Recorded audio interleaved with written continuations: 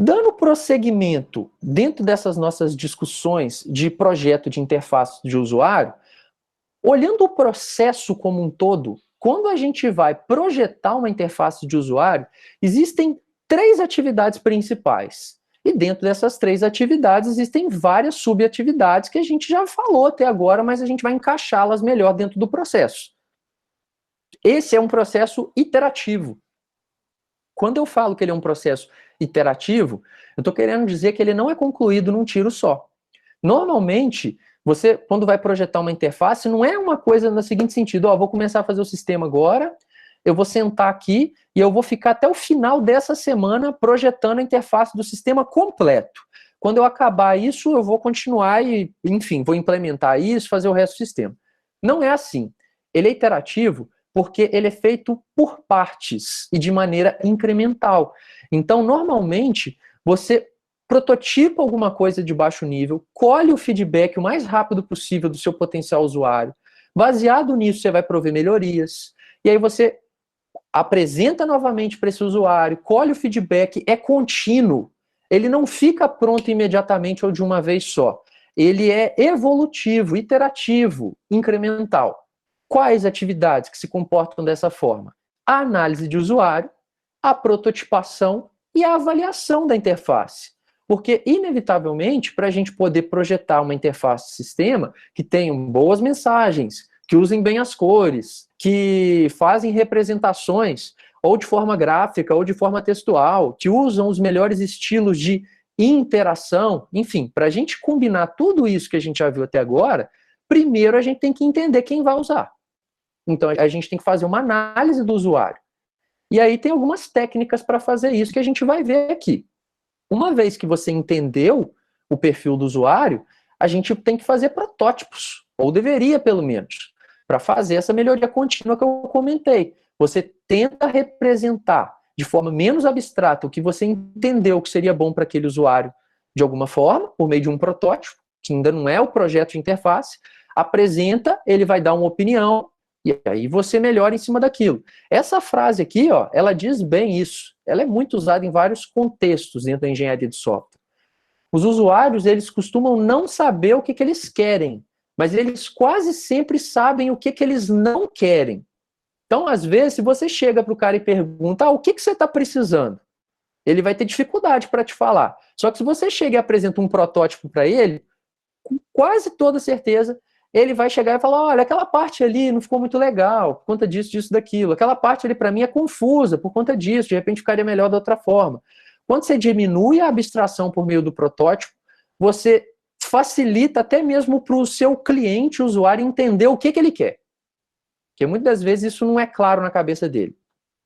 Bom, por fim, considerando que a gente já entendeu o perfil do usuário, prototipou, a gente tem que entender se aquela interface que a gente está provendo, se ela é boa ou não, em que aspecto ela é boa, em que aspecto ela não é, onde ela poderia melhorar. Então, existem técnicas dentro do processo de projeto, que a gente vai ver também, de avaliação da interface. Perfeito? Então, nosso foco agora vai ser em ver como fazer análise de usuário, como prototipar e como avaliar telas. E aí a gente vai fechar essa unidade. Bom, o processo como um todo, resumindo aquelas 3 atividades que eu mostrei no slide anterior, ele está contido aqui, ó. Como que funciona? Depois eu vou detalhando aí essas atividades para vocês. Primeira coisa que a gente tem que fazer dentro de um processo de projeto de interface de usuário é analisar e compreender o que o usuário vai fazer. Analisar os requisitos do sistema, tanto funcionais como não funcionais. Requisito não funcional impacta muito a interface, porque são as restrições, requisitos suplementares também. Entender o perfil daquele usuário, nível de experiência, se eles possuem algum tipo de deficiência física, né, ou cognitiva, enfim. Pode ocorrer múltiplas situações. A gente tem que entender. Muito bem. Uma vez feito isso, a gente tem que diminuir a abstração das ideias que a gente tem de interfaces para resolver o problema daquele usuário, criando protótipos. E os primeiros protótipos que a gente cria, preferencialmente, devem ser em papel. Papel mesmo. Daqui a pouco eu vou mostrar para vocês alguns exemplos de protótipo em papel. E por que protótipo de papel é interessante de ser a primeira versão? Vocês devem estar se questionando, falar, professor, mas tem um monte de ferramenta para prototipar, por que eu já não vou direto naquele protótipo que fica bonitão, que parece que o sistema já está quase pronto? Exatamente por isso, para não parecer que o sistema está quase pronto e criar falsas expectativas no seu usuário. Se o primeiro protótipo de tela que se apresenta para ele for usando protótipos dinâmicos, que a gente vai ver a seguir aqui, ó, que são aqueles protótipos que o usuário interage com ele como se o software estivesse pronto. Tem lá botão, ele clica e vai para outra tela, ele digita alguma coisa, aparece algo diferente. O usuário não entende do processo de desenvolvimento de software. Se a primeira versão do protótipo que você mostrar para ele fosse assim tão avançada, a impressão que você passa para ele é que o sistema está praticamente pronto. E aí você vai ter dificuldade para controlar a ansiedade dele e fazer com que ele entenda por que às vezes você ainda vai demorar mais 6 meses, 1 ano para concluir aquilo dali. Você vai falar, poxa, mas já tem um tempão que você me mostrou o negócio funcionando, agora você está me enrolando. Então, não é uma boa ideia o primeiro protótipo ser tão avançado assim. Além do que, os primeiros protótipos eles vão sofrer muito mais críticas do que os protótipos mais avançados. Então, a tendência é que eles mudem muito mais. Então, você vai ter um retrabalho muito grande se você já estiver usando essas ferramentas para poder ficar redesenhando, recolorindo, reposicionando. Papel você rabisca, amassa, joga fora e rapidamente você representa uma outra ideia, sem tanto custo, digamos assim. Então, os primeiros protótipos eles são feitos em papel. Eles são expostos para os usuários finais para colher um feedback que vai retroalimentar aqui, ó, a criação do protótipo, até que em algum momento você tenha um protótipo de alto nível, digamos assim, do seu sistema já concluído. Uma vez que isso já estiver aceitável, já estiver mais amadurecido, aí sim você pode pensar em usar ferramentas que criam aqueles protótipos mais próximos da experiência final do usuário, que são os protótipos de projeto dinâmicos, que podem, inclusive, ter a característica de protótipo mágico de Oz, que não é um termo que eu estou inventando, não é uma piada, é um termo mesmo da literatura. Não sei se vocês já viram o filme do Mágico de Oz, é um filme muito antigo, não posso nem dizer que é da minha época, porque, poxa, é mais antigo do que isso, mas é um filme famoso, eu já vi o filme várias vezes. Para quem não viu, lá no Mágico de Oz acontecia uma série de eventos lá naquele mundo lá onde o filme se passa, e no final das contas, quem estava controlando aquilo tudo era uma pessoa nada poderosa. Era um cara que, enfim, fazia projeções para as coisas parecerem maiores do que eram de verdade. Era um negócio muito fictício, não tinha tanta magia quanto parecia. Esse é o protótipo mágico de Oz. O que é um protótipo, então, mágico de Oz? Às vezes é um protótipo que, para o usuário final, ele consegue usar o sistema, fazendo os eventos, ele digita, clica num botão, vê um relatório, parece que o negócio está praticamente pronto, mas não tem um computador tratando automaticamente os eventos disparados pelo usuário. Às vezes aquilo é um terminal burro que tem uma pessoa do outro lado, que uma vez que ela vê o que o usuário digitou, ela digita alguma coisa como resposta e aquilo aparece do outro lado de quem está usando. Então esse seria o protótipo mágico de Oz. É um protótipo que trata eventos do usuário de uma forma manual. E ele não sabe o que está acontecendo. Mas isso, enfim, nem sempre é usado. Você tende a usar ferramentas onde torna esses protótipos mais executáveis. Ferramentas como eu vou falar daqui a pouquinho. InVision App, Just in Mind, Adobe XD, enfim, por aí vai. Esse protótipo dinâmico, ele também colhe feedback do usuário, que retroalimenta ele, e no final a gente tem aí a possibilidade de implementar a tela que já foi validada via protótipos para o usuário. E aí a gente vai validar isso daqui no final, certo? Só uma observação aqui interessante a respeito de protótipos. Existem 2 tipos de protótipos que podem ser feitos independentemente de serem protótipos de papel, né, ou protótipos dinâmicos. Para ambos os casos, esses protótipos podem ser throwaway ou evolucionários. Imagina a seguinte situação, tá? Você começou a fazer análise para compreender o perfil do seu usuário, as funcionalidades do sistema. Tem partes do sistema que você, analista, você, projetista, está extremamente confuso. Você não sabe se você entendeu aquilo corretamente. E está com muito medo de ter entendido errado e aquela gangorra ficando toda torta depois.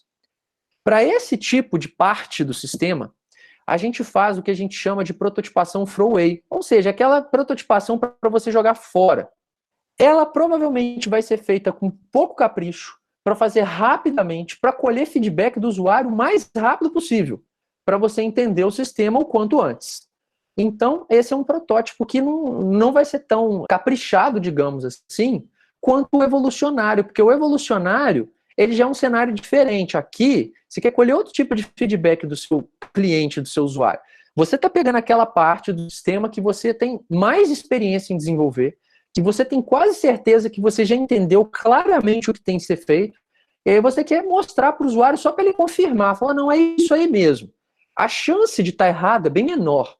Então você já se dá o luxo de fazer protótipos que podem depois, inclusive, evoluir para se tornar a versão final da tela do sistema.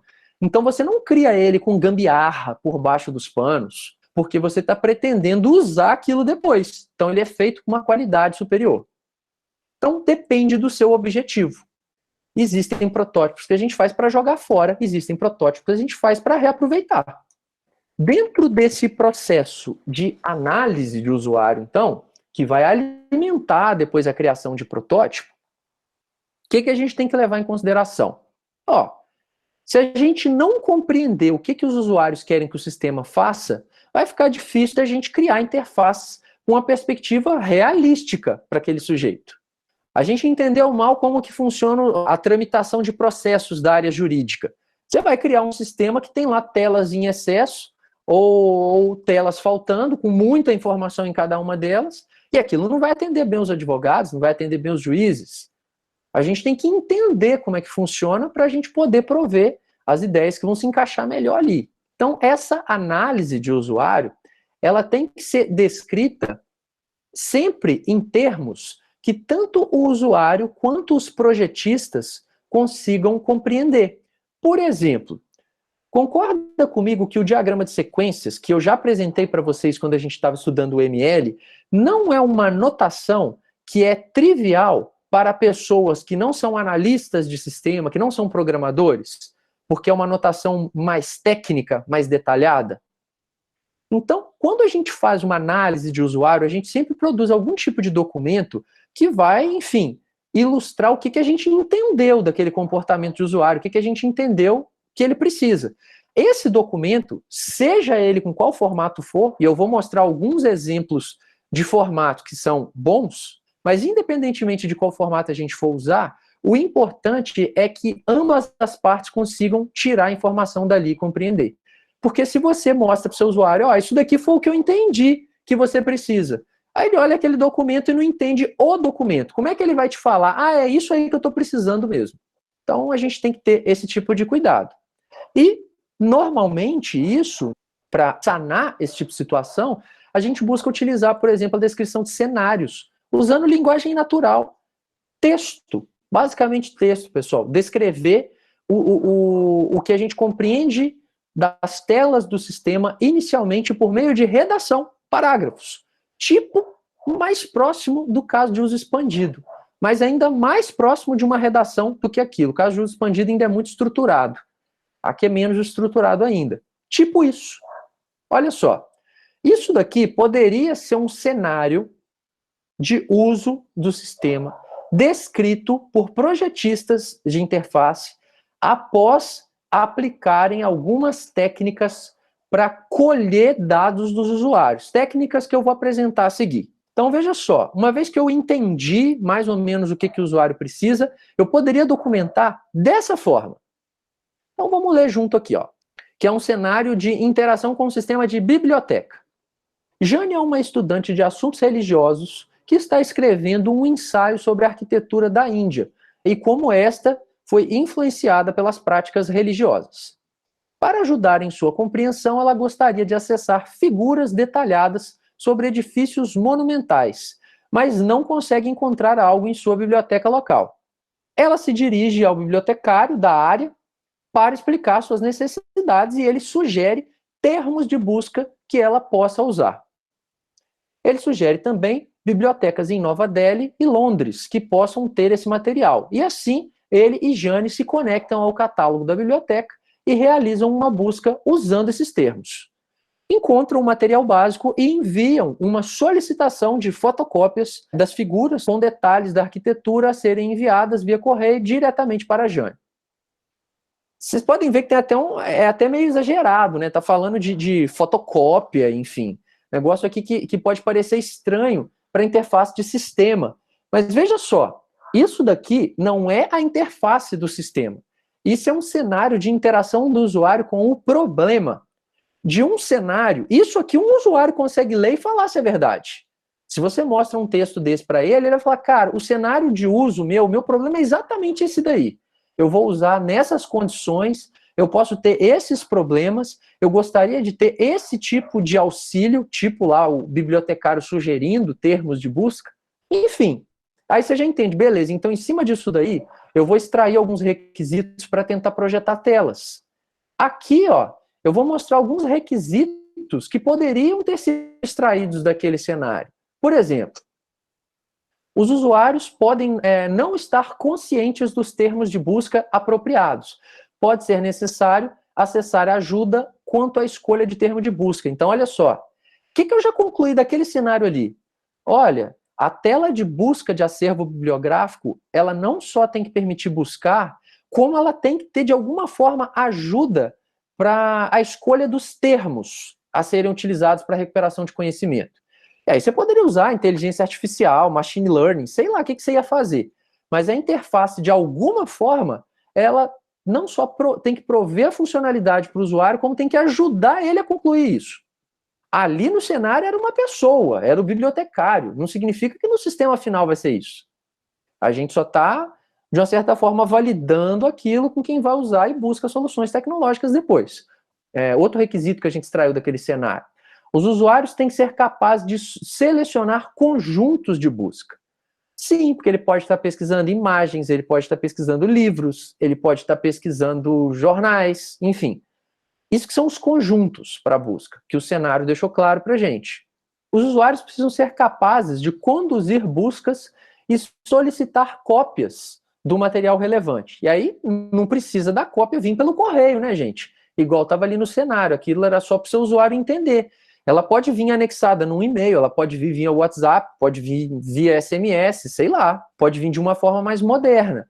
Mas o importante é que, de alguma forma, a interface tem que permitir que o usuário busque e obtenha o resultado daquela busca para ser usado offline de alguma maneira.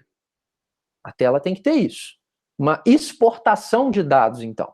É interessante a gente fazer essa análise, tipo essa que eu mostrei aqui, e extrair alguns cenários, antes da gente prototipar. Porque concorda comigo que para esses 3 requisitos que eu listei aqui, ó, que foram extraídos daquele cenário que eu apresentei antes, provavelmente na cabeça de cada um de vocês aí, deve ter surgido N ideias diferentes de criar uma interface para cada um desses requisitos. Não é? Você deve ter pensado, para o termo de busca eu poderia fazer de forma tal, para exportar eu poderia fazer do outro jeito e tal. Agora você pode prototipar, porque essas N formas que você pensou para materializar essas necessidades do usuário, algumas podem ser mais positivas para ele, outras não, mas você só vai conseguir entender uma vez que você diminuir a abstração, colocar no papel, mostrar para ele e colher o feedback. Então a gente não sai fazendo protótipo de tela sem antes entender minimamente para que serve aquele sistema, ou que tipo de usuário vai usar aquele sistema, porque senão você está perdendo tempo. Então, os protótipos, quando eles são feitos após uma análise prévia de usuário, eles tendem a terem maior aceitabilidade desses usuários. Logo, você tende a empolgar aqueles usuários e faz com que eles se envolvam com mais facilidade em todo o resto do projeto. Quanto mais o seu usuário ou cliente colabora com você ao longo de todo o processo de desenvolvimento de software, mais a gente ganha, porque a gente descobre os erros de forma mais rápido e, pelo fato de não propagar eles para frente, diminui o retrabalho e, enfim, acerta mais rapidamente. Quando vocês forem estudar métodos ágeis, lá na Engenharia 2, vocês vão ver que isso é uma premissa dos métodos ágeis. Inserir os usuários dentro do processo. E aqui, isso que eu acabei de falar tem a ver com isso também. Então, algumas técnicas que a gente pode usar, pessoal, para conseguir extrair do usuário as necessidades dele. Algumas dessas técnicas a gente já falou um pouquinho a respeito quando a gente estava estudando requisitos de sistema, lá no início da nossa disciplina, acho que na segunda unidade. Eu vou voltar a falar sobre algumas delas aqui e tentando ilustrar de uma forma mais aplicada em alguns casos, especificamente com a etnografia, que é uma parte que a gente ainda não abordou anteriormente na disciplina. Mas, ó, técnicas que são complementares, e a gente vai ver aqui, caso a caso, são entrevistas e questionários e etnografia. Quando eu falo de entrevista e questionário, essas duas técnicas, elas podem ser aplicadas tanto para colher dados individualmente, ou seja, você selecionou uma pessoa lá que vai te falar sobre aquele sistema, ou você selecionou um grupo de pessoas que vai te falar sobre aquele sistema. Para esses dois casos, você pode usar entrevista ou questionário. Etnografia é um termo muito bonito para, na prática, se referir à observação do usuário no ambiente de trabalho.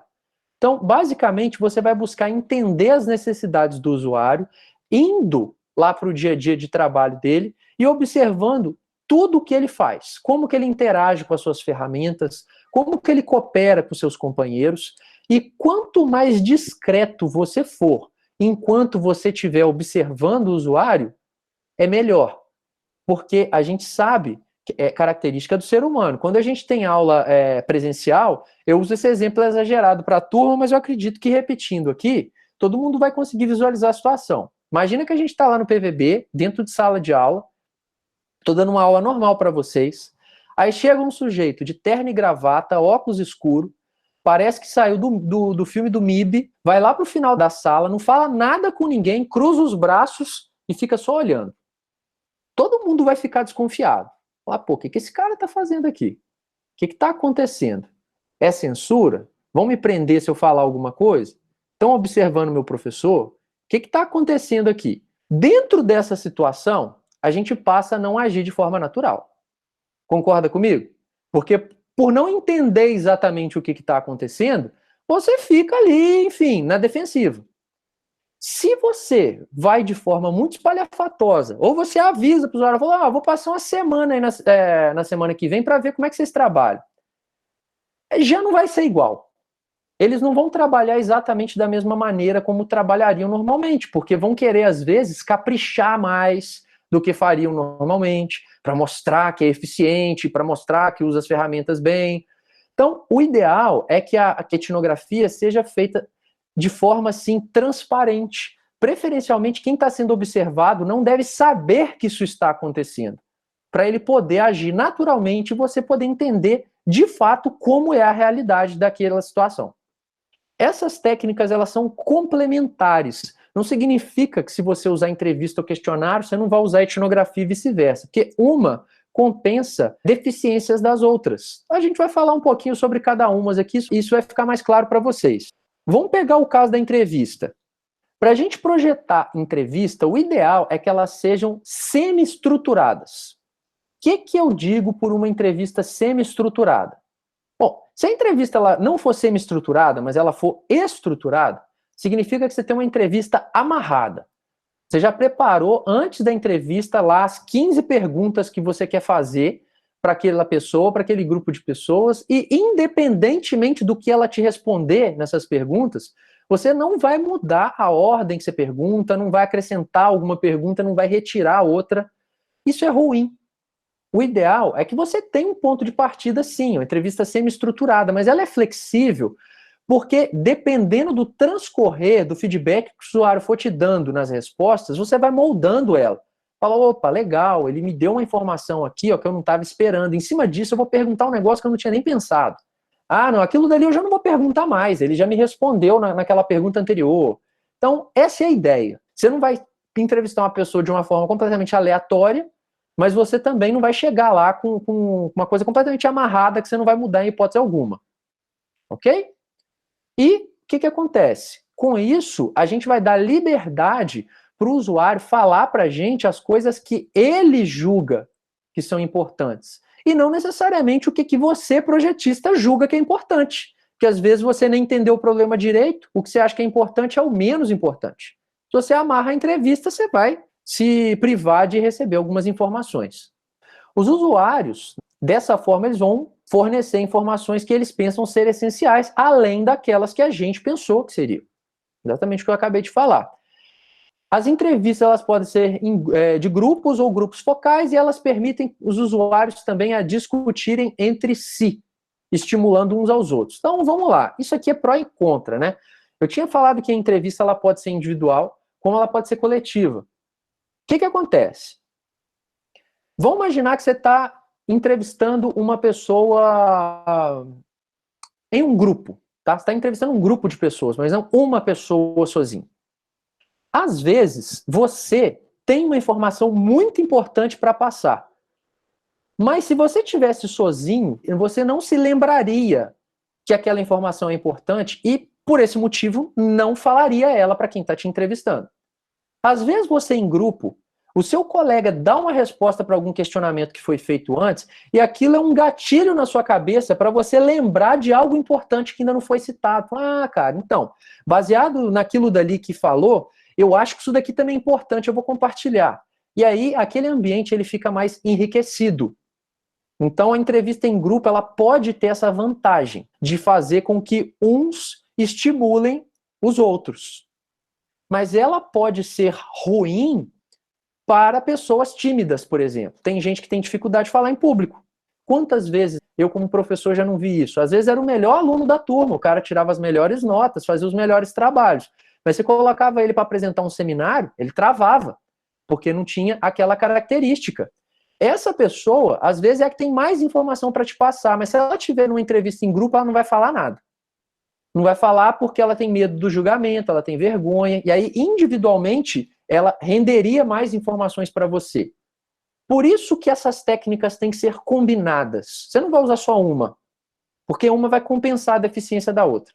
Quando eu falo de etnografia, isso daqui vai extrapolar qualquer questão que envolva o individual ou o coletivo. Não é essa questão de, em grupo eu vou lembrar de uma coisa que sozinho eu não lembrava, ou individual eu vou falar alguma coisa que no grupo eu tinha vergonha. Aqui não. Aqui a etnografia, que é a observação em loco, que eu até brinquei do cara de óculos preto lá no fundo da turma, isso daqui tem a finalidade de identificar questões importantes que normalmente são feitas de forma tão intuitiva e natural, no piloto automático, que às vezes a gente nem lembra que faz. Às vezes a gente nem sabe que faz. Vocês já observaram que às vezes, sei lá, cada um tem os seus tiques. Eu, por exemplo, quando eu estou programando, eu sou viciado no Ctrl S. Ctrl S, para mim, é como se fosse Enter. Eu faço alguma coisa, Ctrl S. Eu faço alguma coisa, Ctrl S. Mas eu nem percebo, às vezes, que eu estou fazendo aquilo. Eu salvo toda hora, mesmo em IDE que faz salvamento automático, tipo Android Studio. Por que eu estou falando isso? Isso é uma coisa que, em algumas situações de programação em pares, já levantaram essa questão para mim. Poxa, você salva muito. Só que é uma coisa que eu mesmo nunca tinha percebido que eu fazia. Mas aquilo era importante para mim. Vamos supor que isso tivesse impacto em um sistema que tivesse sendo feito para eu usar. Se eu tivesse sendo entrevistado, tanto em grupo quanto individualmente, eu não ia falar isso para ninguém. Eu não ia falar isso para ninguém porque nem eu sabia disso. Eu simplesmente fazia. Só que quando tinha alguém me observando, a pessoa viu esse cacuete e falou, poxa, você faz isso demais, por quê? É verdade, eu faço mesmo. Eu faço por conta disso, disso, daquilo. Esse tipo de situação, você só percebe em observação em loco. Então, quando o usuário tem dificuldade para discutir como que eles cooperam, né, essas coisas que eles fazem de forma natural, um observador externo chega e vê isso claramente, vê cooperações implícitas para o usuário, que é o que eu acabei de falar. Então, basicamente, a etnografia ela envolve uma observação externa que vai assistir todo mundo trabalhando. E quando, eventualmente, algo de estranho ou algo pouco natural para quem está observando acontecer, e ele quiser saber o significado, ele pode chegar e perguntar, falar, olha, eu estou observando que você, igual essa situação, você aperta muito o Ctrl S. Por que você faz isso? Qual a importância disso para você? Então, e aí aquilo pode virar uma funcionalidade do sistema, pode ter um grande impacto na interface. Vou tentar ilustrar isso por meio de um case apresentado pelo próprio Somerville. Eu acho esse case muito legal. Basicamente, é um case que envolve um sistema que o Somerville, no livro dele, ele descreve que participou da concepção dele há muitos anos atrás, que era um sistema de controle de tráfego aéreo, quando o controle de tráfego aéreo não era computadorizado. Pode pensar, pô, mas que coisa estranha. Gente, vamos lá, os voos comerciais acontecem desde 1915. Os computadores, vocês já estudaram a história da computação, a gente começou aí a ter os computadores, principalmente na época da Segunda Guerra Mundial e tal, que vem aí uns 30 anos depois disso. Então, os primeiros voos comerciais, quem ficava lá nas torres de controle, quem fazia controle de tráfego aéreo para decidir se um avião podia pousar ou decolar, não usava computador, usava equipamentos analógicos. Só que quando o controle de voo começou a ser computadorizado, vem esse relato aqui de um sistema que ele participou para a concepção. E olha que relato interessante. Eles foram observar o dia a dia de trabalho dos controladores de voo, o que eles faziam, que ferramenta que eles usavam, quais os hábitos que eles tinham e tal, e depois eles produziram esse relato, que é um cenário, a gente vai ler junto. Depois a gente vai extrair alguns requisitos daí. O controle de tráfego aéreo envolve uma série de equipamentos de controle, sendo que os equipamentos que controlam setores adjacentes do espaço aéreo estão fisicamente localizados próximos uns aos outros. Os voos em um setor são representados por fitas de papel colocadas em estruturas de madeira, a fim de refletirem a sua posição no setor. Se não houver espaços suficientes na estrutura, por exemplo, quando o espaço aéreo estiver muito ocupado, os controladores espalharão as fitas sobre a mesa em frente à estrutura de madeira. Enquanto observávamos os controladores, notamos que eles regularmente olhavam de relance para as estruturas de fitas no setor adjacente. Comentamos isso com eles e perguntamos por que eles faziam isso. Eles responderam que quando o controlador adjacente tem fitas em sua mesa, isso significa que grande quantidade dos voos vai entrar em seu setor. Eles, portanto, tentavam aumentar a velocidade das aeronaves no setor que eles controlavam para limpar o espaço aéreo para as aeronaves que estavam chegando. Olha que interessante. E olha que risco que as pessoas corriam quando andavam de avião, quando não existia computador. Como é que o controle era feito? Basicamente, cada setor de espaço aéreo era uma tábua de madeira, que ficava uma do lado das outras, numa mesa. Se uma tábua estava do lado da outra, é porque era um setor adjacente. Cada avião era uma fitinha que você colocava ali na tábua de madeira, mais ou menos na posição que ela estava do setor. Se não coubessem mais fitas naquele setor, porque ele estava entupido de informação na prancha, você colocava do lado ali da pranchinha, porque você tinha que ter visibilidade para todas elas sempre. Perfeito? Vamos levar isso para a interface de usuário, então. O que acontece? Algumas coisas que a gente pode extrair dali. Como os controladores de voo, eles tinham que ver todos os voos do seu setor, a gente não poderia, em hipótese alguma, criar uma interface que tivesse barra de rolagem. Não existia software quando estava sendo feita aquela observação em loco. Mas a gente percebia que as fitinhas, se elas tinham que ficar na visão ali do setor, mesmo que não coubesse mais na tela, significa que, poxa, fisicamente elas tinham que ser sempre todas exibidas em uma mesma tela. Essa é a premissa. Se você colocasse rolagem, alguns aviões de um setor poderiam não ser vistos e isso poderia causar acidente. Isso é um requisito da interface, que provavelmente ninguém falaria quando fosse entrevistado, porque nem percebe que aquilo é importante para ele. É uma coisa tão natural que aí não levanta. Aí o projetista de interface poderia cair nesse erro, por não conhecer tanto da regra de negócio. Outra questão aqui, ó.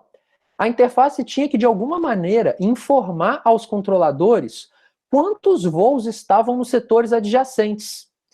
Lembra que tinha uma situação aqui onde foi visto que eles ficavam olhando de relance para as tábuas do lado, e aí foram lá e perguntaram, falaram, pô, cara, por que enquanto você está trabalhando, volta e meia você olha para o lado? Isso é importante para você? É uma mania? O que significa isso? Aí ele falou, não, eu preciso saber. Se um setor que está antes do meu está com muito avião, significa que eu tenho que tentar acelerar os voos que estão no meu setor para abrir espaço para muitos que estão chegando. Em contrapartida, se eu olho para o setor que está depois do meu e vejo que ele sim está com muito avião, eu tenho que tentar diminuir a velocidade dos aviões que estão no setor que eu estou controlando, porque eles ainda não podem entrar no próximo, o do lado que está entupido. Por mais que cada controlador seja responsável por um setor do espaço, ele tem que saber o que acontece nos setores adjacentes para ele tomar suas decisões. Então isso tem que refletir na tela do sistema, de alguma maneira. Aí essa maneira, poxa, é um requisito de interface. O projetista que vai buscar atender isso da forma que for melhor. Mas o importante é identificar que isso era um requisito. Conseguiram observar que essas duas questões que eu mostrei são questões que são tão no piloto automático que possivelmente ninguém ia falar isso numa entrevista ou num questionário? Então, o complemento dessas técnicas faz a gente ter um mix de informações que, enfim, enriquece o que a gente vai criar. Isso é que é o mais importante. E uma vez, então, entendido como que o usuário precisa usar o sistema, né, ou como que aquela regra de negócio impacta no dia a dia de trabalho, a gente tem que tentar trazer representações menos abstratas para o usuário poder nos dar um feedback validando ou não o nosso entendimento. E isso a gente vai fazer por meio de protótipo, que eu tinha comentado antes. Você vai prototipar uma ideia, um rascunho da tela, ó, isso daqui. Se você estivesse controlando os voos, usando uma interface parecida com essa aqui, esse rascunho, isso é legal? Ele falou, não é legal porque aqui eu não estou conseguindo ver bem o setor que está antes do meu.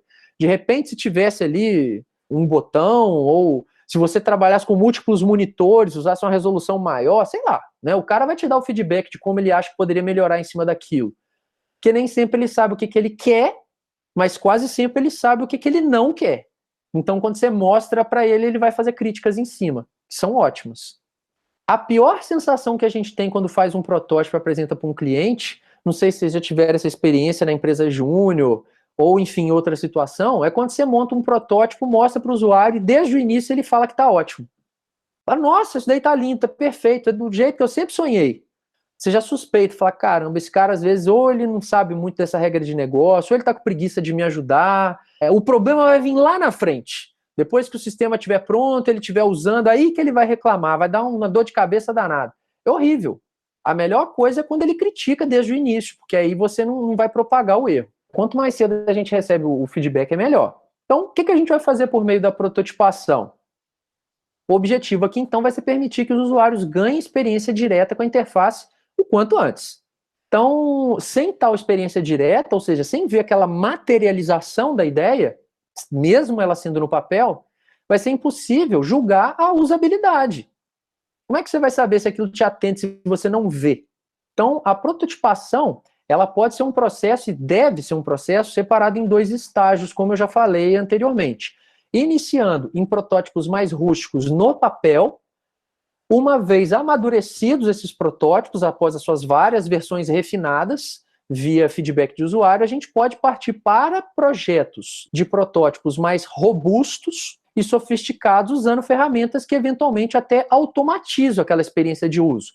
Então, de repente, você consegue que o seu usuário interaja com o protótipo como se o sistema tivesse realmente pronto, mas não é desde o início que aquilo tem que ser feito. Quando a gente fala de prototipação em papel, a gente pode trabalhar através de cenários usando rascunho, sem nenhum tipo de padrão profissional. O que seria isso? Pô, imagina que você pegou um papel mesmo, rabiscou ali as suas ideias, que são as primeiras que você visualizou que seriam interessantes para atender àqueles requisitos de uso que você extraiu dos cenários que você observou, entrevistou antes.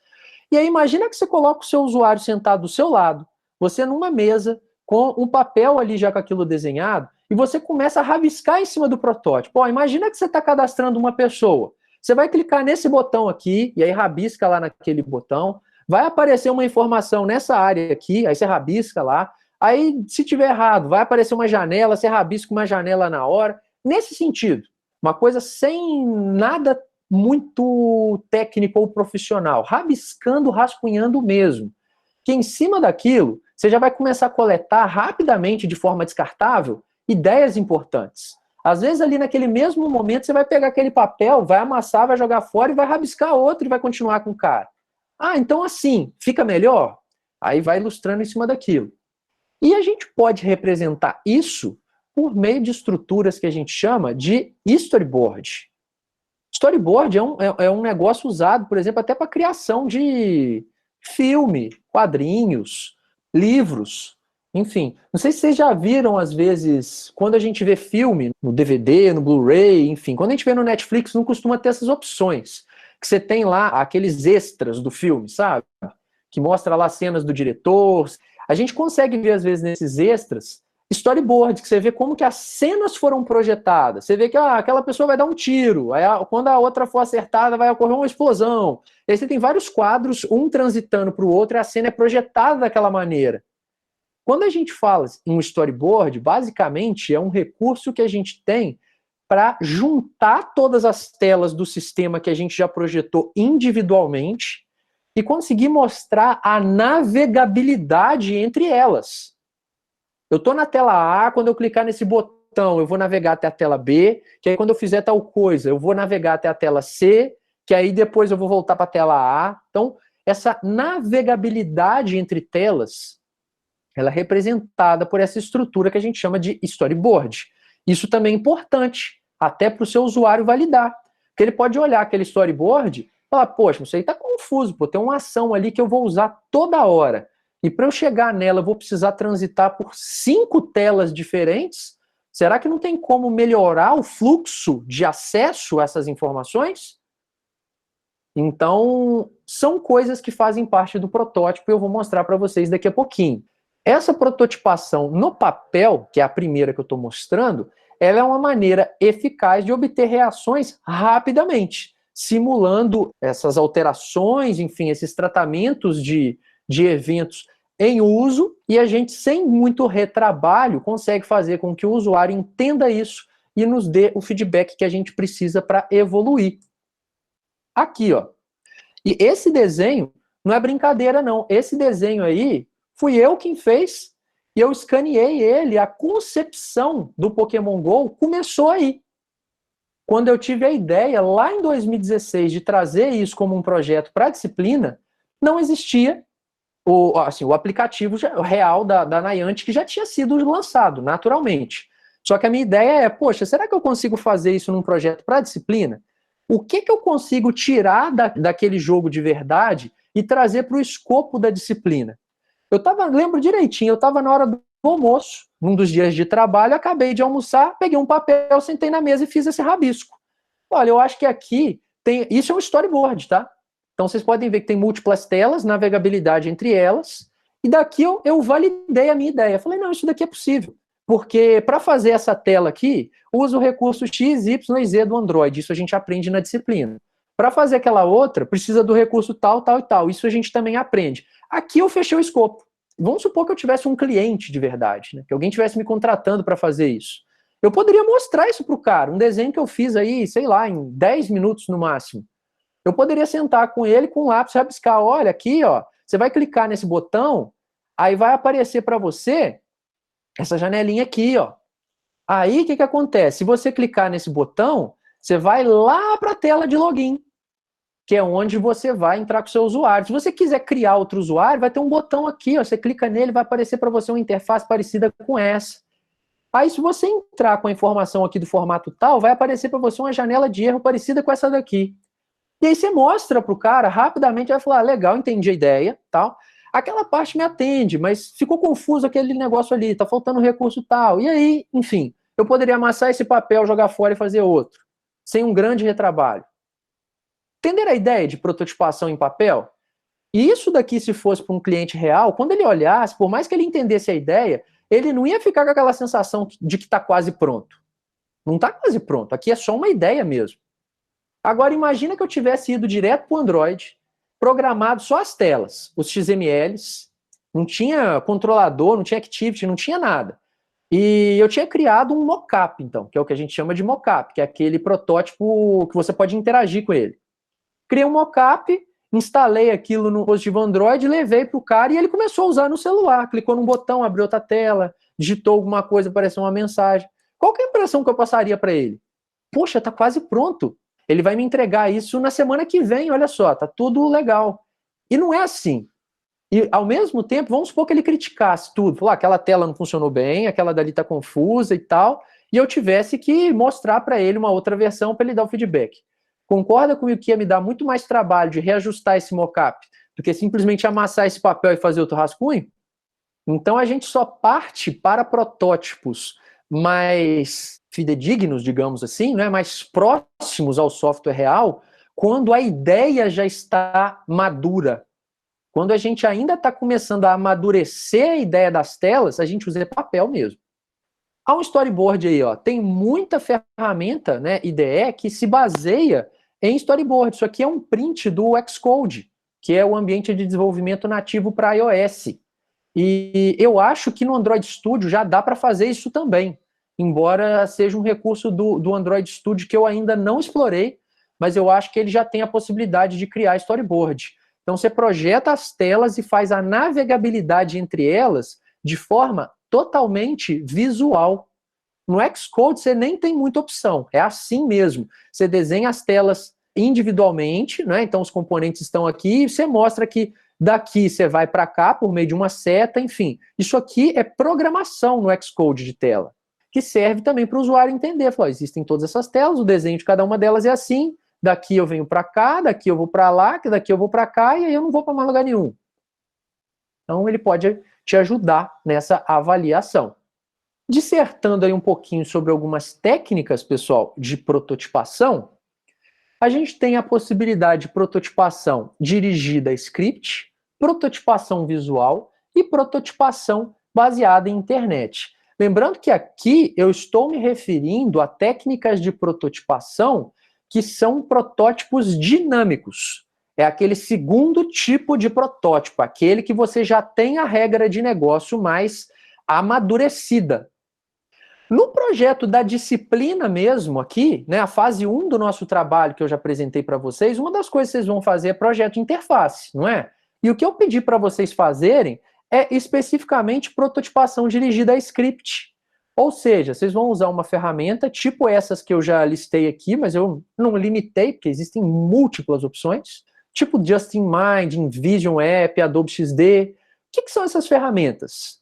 Basicamente, você consegue projetar telas dinâmicas, ou seja, elas conseguem representar comportamentos, mudanças de estado, de uma forma muito parecida com o sistema que já está pronto. Mas nem sempre, para a gente usar esse tipo de ferramenta, você precisa saber programar.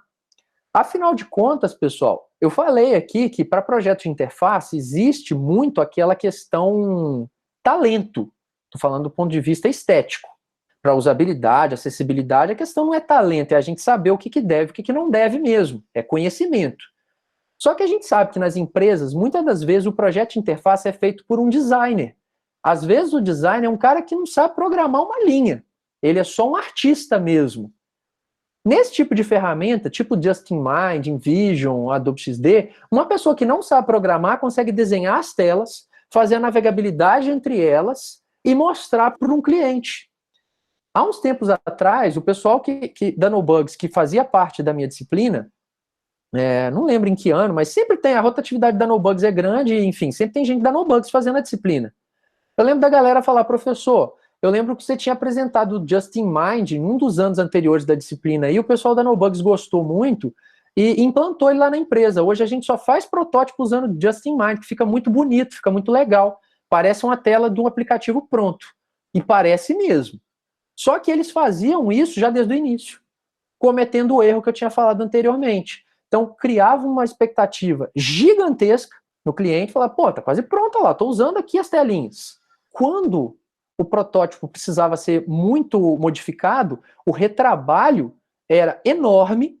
Só saibam que, embora no projeto da disciplina, o protótipo de telas que vocês vão fazer serão protótipos dinâmicos, num processo de desenvolvimento de software, esse não deveria ser o primeiro tipo de protótipo a ser criado, pelos motivos que eu já falei. E aí, poxa, tem outras possibilidades, como, por exemplo, programação visual. Hoje em dia tem muita ferramenta que para você desenhar as telas, você não necessariamente precisa programar. Você arrasta componentes, dimensiona, né, aumentando, diminuindo de tamanho, muda a cor em propriedades. Você basicamente desenha uma tela de maneira visual, sem programar. Então tem muita IDE que faz isso, né? O Visual Basic e o C Sharp, lá por meio do Visual Studio, te permite fazer isso. Java, se você estiver usando NetBeans, ou até mesmo usando Java nativo em Android, você consegue desenhar telas até um certo ponto dessa maneira. No iOS também você faz os storyboards diretamente, o Delphi era assim, enfim, tem muita programação visual por aí. Tem gente que faz o protótipo de tela assim. Só que aqui tem um problema que eu ainda não destaquei para vocês, que é a qualidade do produto evolucionário. Quando o protótipo dinâmico é feito por meio de programação visual, a tendência é que aquele protótipo ele vai evoluindo até virar o produto de verdade. Só que como o seu cliente vai te dando muito feedback, você vai modificando aquilo dali, a tendência é que aquele protótipo ele tenha muita gambiarra.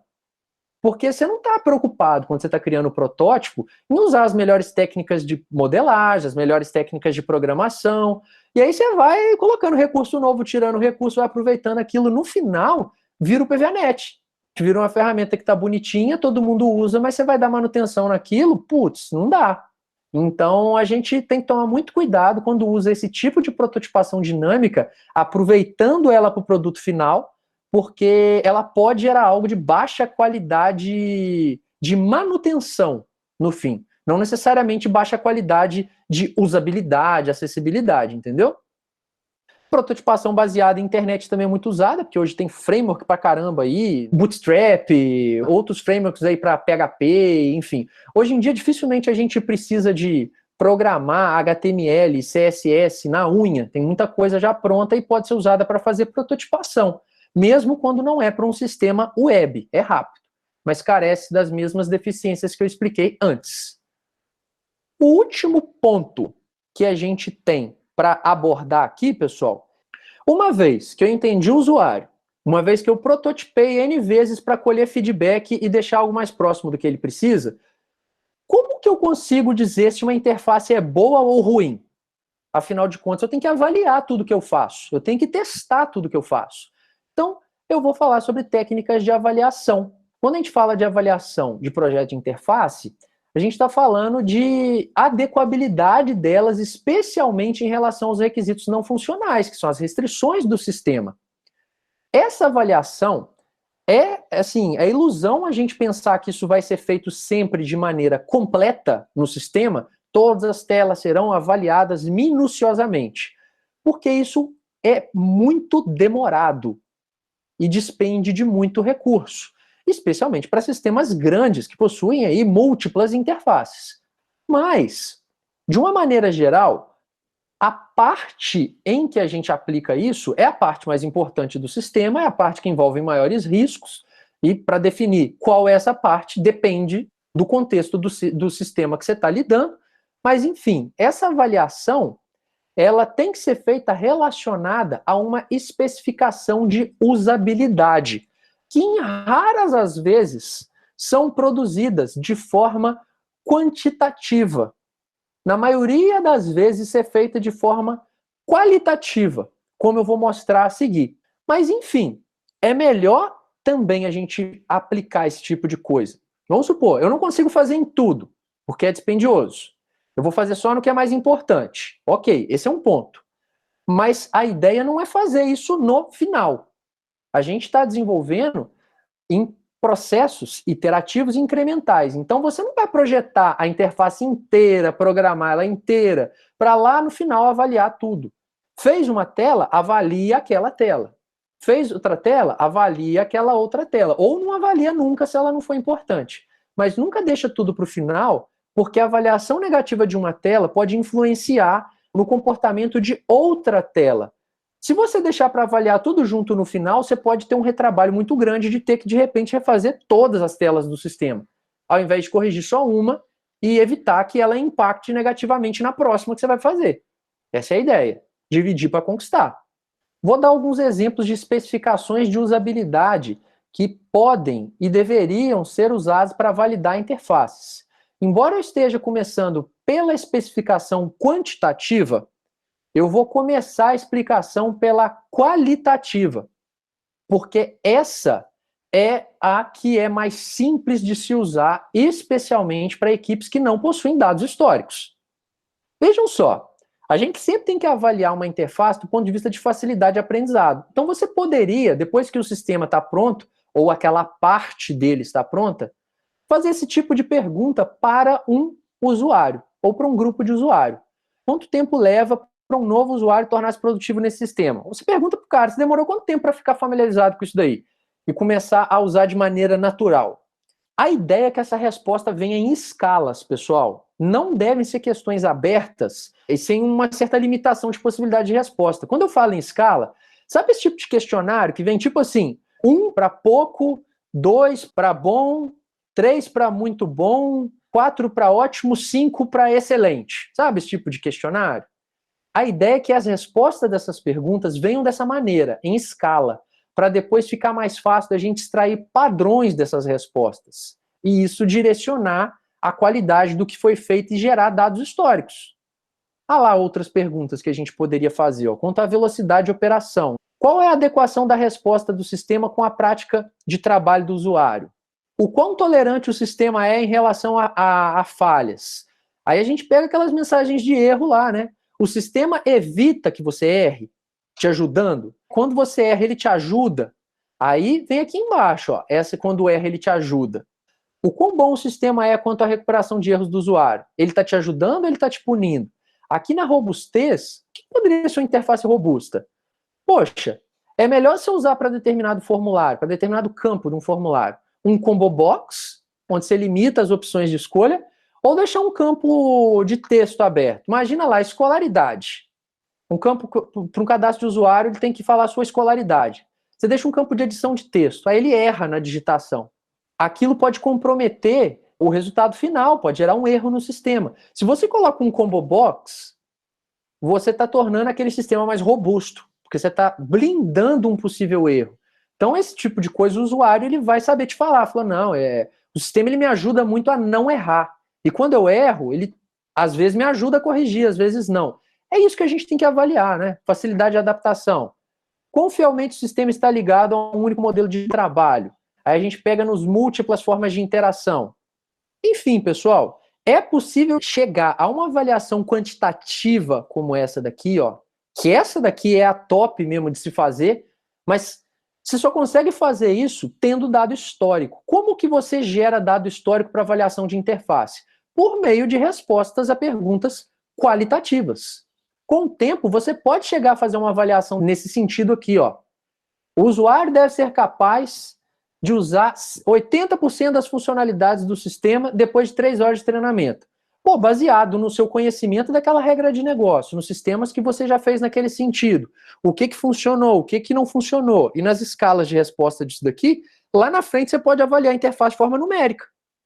Aí é, assim, é simples, né? Para saber se ela obteve sucesso ou não. Como é que eu valido isso daqui?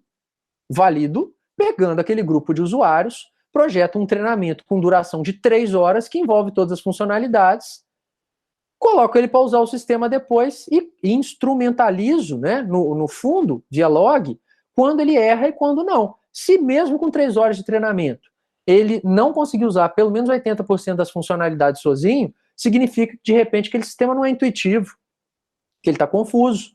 O usuário, mesmo depois de receber uma carga de treinamento, não consegue usar. Então, aquela interface não é boa, ela está atrapalhando ele. Ó, que fique claro que esse exemplo aqui é só um exemplo mesmo, tá? Isso não é uma diretriz. Não significa que para todo sistema, se você der 3 horas de treinamento para um usuário, ele vai ter que conseguir fazer 80% dos recursos funcionarem corretamente. Isso aqui é só um mero exemplo que vai variar de contexto para contexto. Para a gente fazer, então, essas avaliações, respondendo perguntas como essa, a gente tem técnicas. Questionário é uma delas, em escala, que é o que eu já tinha falado. Você faz perguntas como essas daqui, coloca escalas de 1 a 5 e, baseado no feedback que os usuários derem a essas perguntas, você vai concluir o que funcionou, o que não funcionou, o que era bom, o que não era, o que precisa modificar. Outra possibilidade para a avaliação da interface é o registro em vídeo. O registro, enquanto o usuário está usando o sistema, você está fazendo, por exemplo, um screencast. O que é um screencast? Screencast é o que eu estou fazendo agora aqui na minha tela. Eu estou compartilhando a minha tela com vocês e isso está sendo gravado. Você poderia estar gravando a tela do seu usuário enquanto ele usa o sistema e depois analisar esse vídeo para ver quando ele erra, o que ele estava fazendo, por exemplo. E aí você entende padrões de erros e percebe o que está causando aquilo e modifica. Isso é um tipo de teste de usabilidade que pode ser feito. Eu já tinha até mostrado para vocês na unidade de testes o teste de usabilidade usando o eye tracking. Lembra que eu tinha mostrado um vídeo do eye tracking? Que é aquele óculos que consegue gravar para onde você está olhando na tela e aí ele gera um mapa de calor depois com pontos quentes? Eu vou mostrar uns mapas de calor daqui a pouco. Esses mapas são importantíssimos, porque você pode concluir depois que, por exemplo, a funcionalidade mais importante do sistema, o acesso a ela está disposto numa área da tela que é pouco olhada pelos usuários. O que você pode concluir? Eu escondi aquela funcionalidade, por isso ele está achando o sistema ruim, porque ele está tendo dificuldade para chegar até nela, ele não está vendo ela. Então, se eu sei que tem uma área da tela que o usuário olha com mais frequência, aquilo é como se fosse a vitrine de uma loja. Na vitrine da loja, a loja não coloca o que ela quer dar destaque, que é a promoção, o que ela quer que todo mundo veja mesmo, sem ter que entrar na loja para conhecer. Então, a área da tela para onde o usuário olha mais é a área da tela onde eu tenho que colocar os recursos que ele usa com mais frequência. Aquela é a vitrine. Em contrapartida, atitudes destrutivas, por exemplo, deletar coisas, enfim, tudo que envolve deleção de informação, e eu não gostaria que o meu usuário fizesse por engano, preferencialmente deve ser colocado em áreas da tela que o usuário olha com menos frequência, para evitar que ele faça sem querer. Já que ela está meio escondida, lá no fundo da loja, se ele quiser deletar, que ele procure mesmo onde que está aquilo. Gere algum tipo de desconforto, para ele não fazer sem querer e errar. Então, questões como essas são importantes. Instrumentalização do código, né, via log, isso é legal também, porque depois que o sistema entra em produção, você não está do lado do seu usuário na hora que ele erra. Então, muitas das vezes, você vai ter dificuldade para entender por que ele errou. Se você tem logs espalhados por todas as suas telas, por exemplo, quando o cara clicou num botão de cadastrar, vai gerar um log interno lá num arquivo. No final das contas, o PVANet tem isso. Então, o PVANet, eu consigo acesso a ele de log de tudo. Aluno que logou, que hora que logou, quanto tempo ficou no sistema, que funcionalidade que ele usou, qual o PDF que ele leu, qual a atividade que ele abriu. Então, vamos supor que o aluno, por algum motivo, não conseguiu me entregar uma atividade lá no PVANet quando a gente usava. Só para ilustrar mesmo. Às vezes era migué do aluno. O professor não abriu para mim. Ah, não abriu. Então tá, vamos lá no log. Aí você viu que abriu, o aluno ficou lá 10 minutos olhando aquela atividade, ele só não entregou mesmo. Ele poderia ter cometido um erro ali. Falou, o sistema deu um crash na hora que eu estava fazendo isso. Será? Aí eu vou lá no log e vejo. Enfim, isso ajuda a corrigir erros que você não está do lado na hora que ele acontece. Aquela caixinha de feedback que todo sistema costuma ter nos menus, né, que você envia sugestão para os desenvolvedores, aquilo também pode ser usado para melhorar. Enfim, olha lá que interessante, pessoal. O que essa imagem aqui representa, pessoal? Isso daqui representa de forma genérica, claro que isso pode variar de um usuário para o outro, mas isso pode ser generalizado para a grande maioria dos usuários, o caminho ordenado pelo qual os olhos de uma pessoa de cultura ocidental, ou seja, o nosso caso, um brasileiro, um norte-americano, enfim, costuma percorrer uma tela. Normalmente, quando a gente está olhando uma tela, a gente começa a olhar por essa área e faz esse movimento meio de espiral, tá vendo? Começa aqui, vem para cá, olha para cá, volta lá em cima, vem cá, vem para aqui, sempre a saída é por aqui. Isso pode parecer bobeira, mas vai influenciar em várias questões que eu vou mostrar para vocês. Olha só. Aí aqui, então, eu posso concluir que essa é a zona ótica primária da tela, que é onde a atenção do usuário está na maior parte do tempo, ou seja, a vitrine da loja, é onde eu tenho que colocar os recursos que o usuário julga como mais importante, porque se está aqui, o que é mais importante para ele vai ser acessado com menos esforço físico, menos movimento dos olhos, ele não vai precisar procurar na tela. Aí alguns poderiam pensar, professor, essa pesquisa ela está viciada. Poxa, coloca uma mulher de biquíni nessa área da tela aqui, a pessoa vai olhar para lá com mais frequência. Cara, isso é uma coincidência. Qualquer outra coisa que tivesse aqui nessa área não está influenciando. Aqui a gente tem que colocar coisas que a gente quer que o usuário veja toda hora. E aqui a gente vai colocar o que a gente quer esconder. Função de deletar alguma coisa vai ficar aqui mesmo, escondida, para ele não fazer por engano. Só que aqui a gente inverte. O que é isso aqui, ó? Isso daqui é uma interface do Windows em árabe. Olha que interessante. Eu não criei essa imagem, isso é um print real. Não sei se vocês sabem, mas em alguns idiomas orientais, como no caso do árabe, a gente não lê da esquerda para a direita. A gente lê da direita para a esquerda. Logo, isso aqui vai se inverter. Para um árabe, aqui é a zona primária. E aqui é a zona terminal. É espelhado. Isso vai influenciar a maneira como a tela se comporta. A maior prova está o Windows aí, ó. Ele espelhou a interface. Por que ele espelhou? Porque para ele era importante deixar isso na zona primária. E para ele era importante deixar alguma coisa aqui na zona terminal. Não é coincidência. Senão a interface tinha ficado idêntica. Só teria feito a tradução.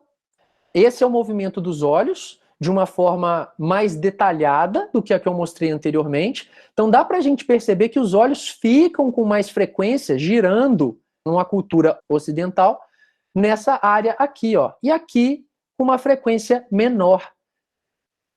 Com isso a gente tem um mapa de calor.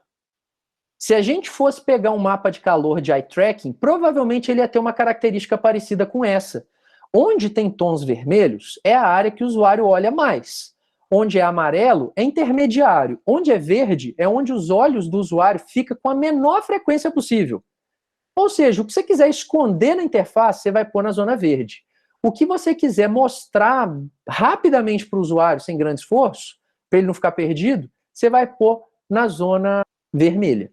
Zona vermelha mostra coisa rapidamente. Zona verde esconde. Isso tem impacto até em monetização de site. Se vocês forem entrar em grandes portais, tipo Globo.com, CNN, ESPN, sei lá, todos esses portais, eles possuem propaganda. Normalmente a gente não paga para acessar aquele conteúdo, mas tem publicidade ali. E esses portais recebem pela publicidade, às vezes pelos cliques que as propagandas recebem. Então, uma discussão é o seguinte, eu já dei até curso sobre isso há uns anos atrás, de técnicas de IHC para aumentar a monetização de sites. Em que parte da tela eu devo colocar propagandas em um site? Como eu faço para aumentar a renda de um site levando em consideração aspectos de IHC? Formato das propagandas, localização, isso tem um impacto gigantesco até nesse aspecto que às vezes a gente acha que é brincadeira. Não é só na experiência do usuário, não. Ah lá, ó, isso aqui é um print real de um eye track. Se vocês observarem, tem o famoso formato de F. Na cultura ocidental, as pessoas tendem a acessar as telas lendo como se estivesse formando uma letra F. Na primeira linha, lê quase tudo. Na segunda linha já diminui um pouco, vai diminuindo, diminuindo, até que no final não está lendo quase nada. Os tons em azul, que são as cores mais frias, são as áreas menos olhadas. Então, baseado nesse padrão de F, a gente pode dispor componentes em tela facilitando a vida do usuário. Isso aqui, ó, é mais um puxado lá de mapa de calor de eye track que tem umas informações a mais. Ou seja, tem um mapa de calor, então vocês podem ver que quanto mais quente a cor aqui, observem que tem um site de fundo e tem mapa de calor por cima dele. Quanto mais quente for a cor, mais o usuário olhou para aquela área. Quanto mais fria, menos ele olhou. Os X que a gente vê em alguns lugares, ó, a gente tem um X aqui, a gente tem um outro por aqui, eles representam áreas da tela que receberam cliques. E a imagem pode não estar muito boa, mas em cima de cada X tem um número. Esse número identifica qual usuário clicou em qual lugar. Então você pode tentar ver, inclusive, se áreas que foram mais clicadas, se foram influência de uma pessoa só que clicou demais naquela região, ou se é heterogêneo, muitas pessoas diferentes clicaram ali. Isso pode direcionar, por exemplo, propaganda. Esses pontilhados que vocês estão vendo aqui, ó, representam o quê? São daqui para cima, nessa tela, é o que o usuário via sem ele precisar acionar a barra de rolagem.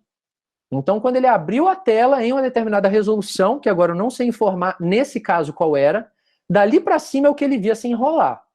Daqui para baixo ele acessava rolando.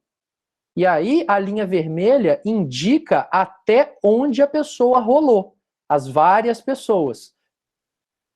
E vocês podem ver que quanto mais baixo na tela, menos cor a gente tem. Ou seja, o que tiver aqui para baixo, aqui é a zona terminal mesmo, ó. Praticamente ninguém olhou. Aqui tem só uma manchinha em azul, que eu nem sei se dá para ver bem aí no computador de vocês, uma manchinha bem clara que poucas pessoas olharam. Tem áreas que ninguém nem olhou. Então, colocar uma propaganda aqui, ó, é péssimo. Ninguém vai clicar, vai monetizar menos. Questões como essa influenciam na usabilidade. A gente tem que saber para onde o usuário olha, que ali é a vitrine, e a gente vai colocar o que ele precisa usar com mais frequência lá. Para a gente realmente fechar a unidade, eu vou falar brevemente com vocês sobre o teste AB, que é um teste estatístico que a gente pode utilizar para comparar duas versões do sistema. Aqui o cenário é diferente. Vamos imaginar o seguinte: você já tem um sistema implantado. Ele tem lá a sua interface, o sistema está em uso, tem milhares de usuários. Só que, poxa, o sistema ele vai sendo modernizado e tal, e você está querendo promover uma modernização da interface de um sistema que já está em uso. Como que você pode avaliar se a interface nova que você está querendo prover para aquele sistema é melhor do que a antiga? Se não compromete a experiência do usuário. O Facebook fez isso recentemente.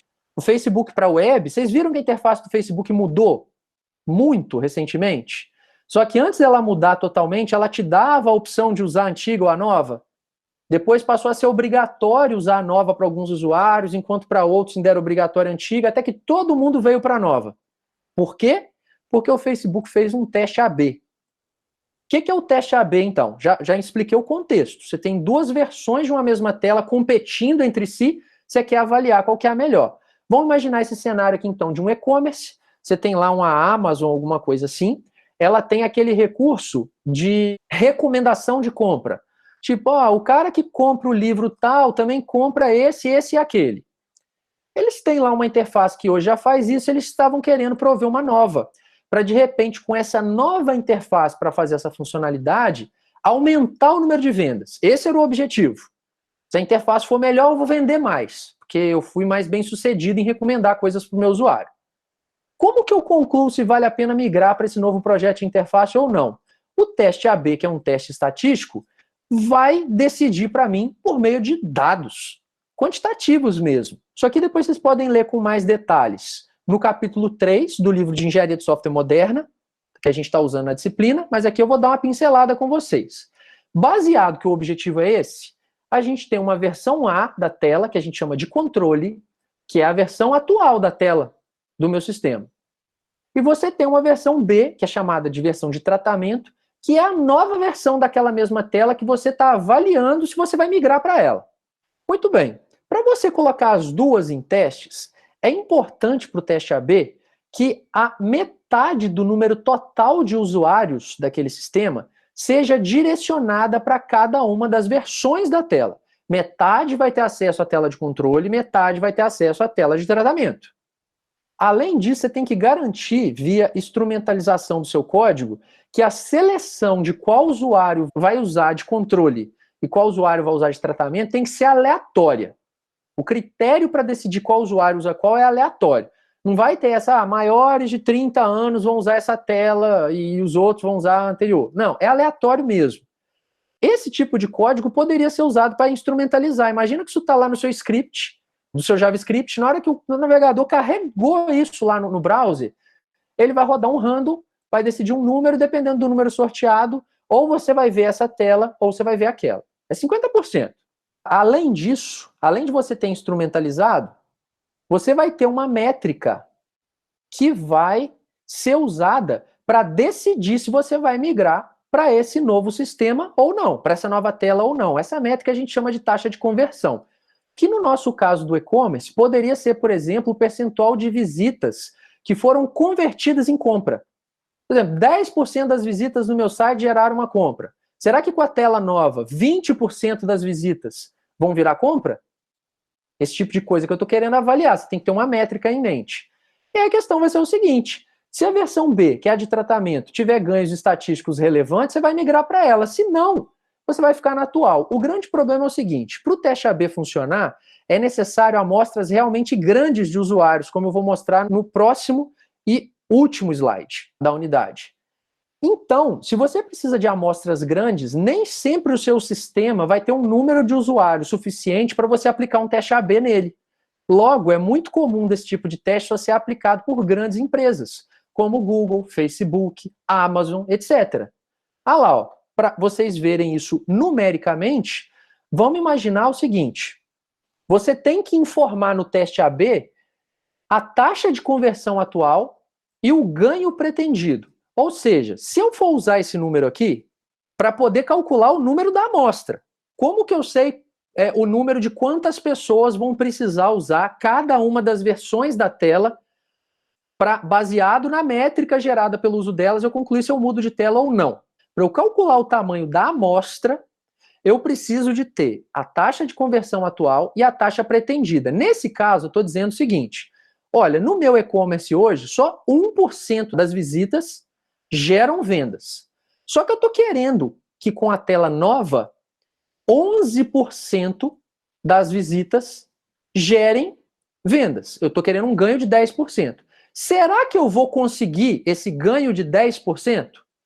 Para eu poder avaliar com certeza se eu posso conseguir esse ganho de 10% ou não, eu precisaria de que cada uma das versões da tela fossem testadas por 200 mil usuários.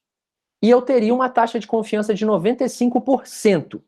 Professor, não estou entendendo isso. Existem calculadoras para isso, pessoal. Olha só, aqui, ó, eu vou abrir uma para vocês. Aqui eu estou dizendo o seguinte, ó, hoje, 1% das minhas visitas geram venda. Só que com a tela nova, eu quero ter um ganho de 10%. Ele calculou aqui para mim, ó, 200 mil. Vamos supor que isso aqui fosse diferente. Ele muda lá, ó. Tá vendo? Então, nesse caso, hoje 5% das minhas visitas geram vendas. Eu quero ter um ganho de 10%, ou seja, eu quero que 15% das minhas visitas gerem vendas com a tela nova. Eu consigo ter certeza se eu mudo de tela depois que 31 mil usuários testarem cada uma dessas telas. Vamos supor que depois de 31 mil usuários testarem cada uma, eu, calculando a métrica, eu vejo que na tela nova, sim, 20% dos usuários que acessam a tela nova compram. Ou seja, concorda comigo que eu tive um ganho de 15%? Eu teria uma confiabilidade de 95% desse resultado. Entenderam a ideia disso daqui? É assim que funciona. O cálculo estatístico por trás disso daqui não vem ao caso, foge ao escopo da disciplina, mas existem várias calculadoras para isso daí. E quanto mais tem variações em cima desse negócio, menor é o número de usuários na amostra para a gente testar. Olha só, o tamanho da amostra diminui de acordo com, por exemplo, o valor da taxa de conversão atual e da proporção do ganho. Aqui, por exemplo, ó, eu tinha uma taxa de conversão atual mais alta e uma proporção de ganho também mais alta. Quanto maior a taxa de conversão atual e quanto maior o ganho, devido à maneira como o cálculo estatístico é feito, menor é a amostragem. Ah lá, ó, se eu for voltar lá naquela interface, vou colocar aqui uma taxa de conversão, ó, atual de 10%. E eu quero ter um ganho de 25%, ou seja, eu quero que 35% das visitas virem vendas.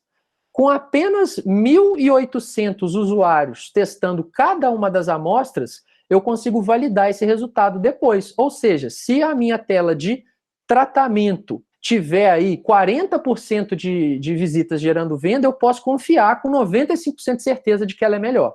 Se não, eu abandono. Imagino que tenha ficado claro para vocês que é algo muito mais complexo do que realmente desenhar telinhas e colorir para a gente poder projetar uma tela, avaliar, prototipar. Tem muita coisa a ser levada em consideração e eu espero que vocês apliquem esse conhecimento na vida profissional e, enfim, no trabalho da disciplina. Um abração para vocês.